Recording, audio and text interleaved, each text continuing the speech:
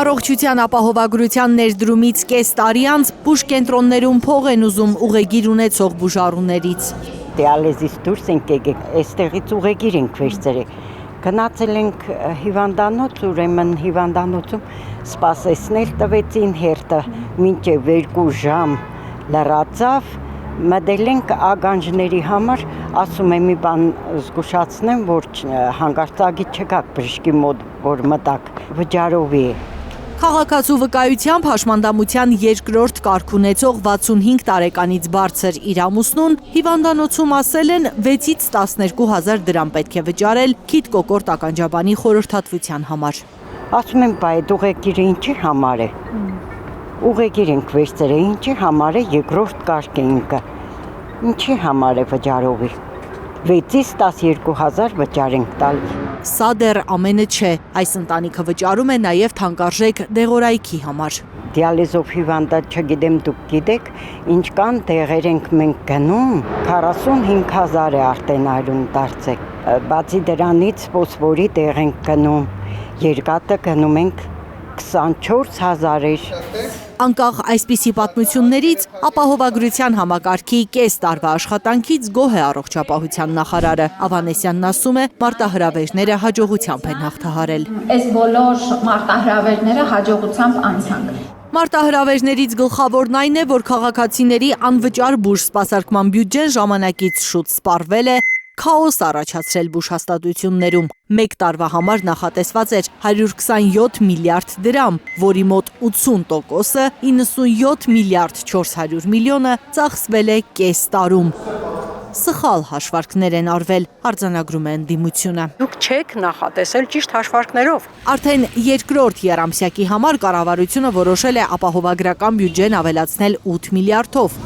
Առողջապահության նախարարն ասում է, թե բուժկենտրոններում աժիոտաժ է առաջացել մարդկանց աննախադեպ մեծ հոսքի պատճառով։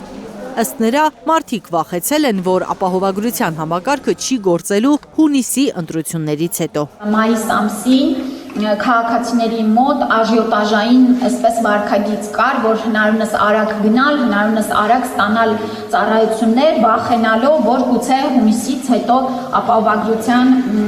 ուրեմն բարեփոխումը կանգ առնի։ Հայաստան դաշինքի անդամ Արմենուհի Գյուրեղյանի համոզմամբ ողջամիտ են քաղաքացիների կասկածներն այս համակարգի շուրջ։ Դա ողջամիտ կասկած է, որ ապահովագրության համակարգը երկար չէր գործելու։ Արմենուհի Գյուրեղյանի խոսքով ապահովագրության բյուջեի սխալ հաշվարկը, անընդհատ վերանայումները միայն բավական են այդ համակարգի հանդեպ անվստահություն ունենալու համար։ Կազմում են բյուջեն, հետո այստեղից այնտեղից լրացնում դրա բացերը։ Առաջին եռամսյակի ավարտին պարզվեց, որ նախատեսված բյուջեով նախատեսված գումարը չի բավարարել եւ 2.9 միլիարդ կառավարությունը լրացուցիչ հատկացրեց առողջապահության ապահովագրությանը եւ որտեղից ավելացրեց 2.4 միլիարդը պահուստային ֆոնդից, հենց 2.9 միլիարդ արդեն ցույց տվեց, որ իրենց մոտ հաշվարկները սխալ են եւ հիմա արդեն պարզվում է, որ 2 օր առաջ,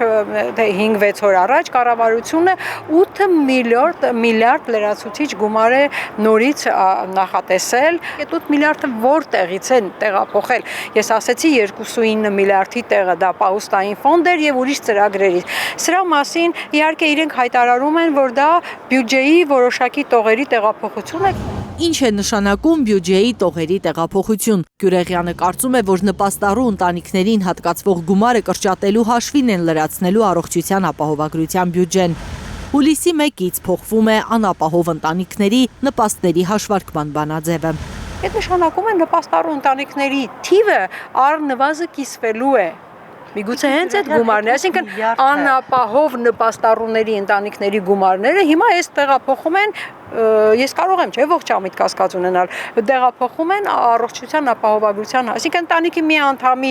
առողջության հարցը լուծելու համար ամբողջ ընտանիքին զրկում են նպաստից, ես նպաստառու ընտանիքների, սա է իրենց գործունեության տրամաբանությունը։ Նոր աղմուկը երկար չի սպասեցնի, կարծում է Գյուրեղյանը։ Այս անգամ կլռեն անվճար բուժօգնություն ստացող քաղաքացիները, բարձր կհնչեն անապահով ընտանիքների բողոքները։ Վաղն էլ աղմուկ է բարձրանալու անապահով ընտանիքների կողմից։ Լիլիթ Խալաթյան, Զարուհի Սահակյան, Նորայր Շարբաթյան, Հարություն Մաթևոսյան, Հայլուր։